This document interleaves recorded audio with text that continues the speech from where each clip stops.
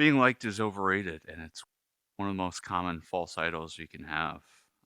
We've all had false idols in our life at one point or another. We're all sinners, and there's times, seasons of life where we place other things above God. And most often we think of more common things like drugs, alcohol, food, money. I think one of the more hidden ones that's more common is the need, the desire to be liked by everyone, fitting in with society, trying to be loved and accepted by everyone, which is natural.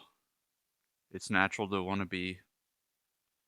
be liked, we want to be accepted, but when that becomes more important than our relationship with God, when our actions, things we do and say, are done more so to please other people and to fit in with other people, and we place that above our relationship with God and doing things and speaking to serve God, then our priorities are misaligned. Not only is being liked overrated, I think it's just one of the ways that the devil can prevent us from living out our calling. Can use that desire of being liked to prevent us from taking the actions to be who God called us to be. I know I felt like this before, where choosing comfort and giving into peer pressure and just trying to fit in, that desire takes precedence over my relationship with God and living in a way that He's called me to live, and being bold, speaking truth, even if it's not popular or common. It's the right thing to do, but that desire to fit in can make that really, really tough. Yeah, when we're doing that, then we place other people's opinions, what they think of us, above what God thinks of us and how we're called to live. You look at Jesus himself was despised and rejected, and living like him also means being willing to be despised and rejected, which not an easy way to live, but we look at John 15:18 through 19, basically giving us comfort. Just know that if you're hated, Jesus was hated first, so it means you're doing something right. We look at Isaiah 53:3, predicting Jesus being despised and rejected.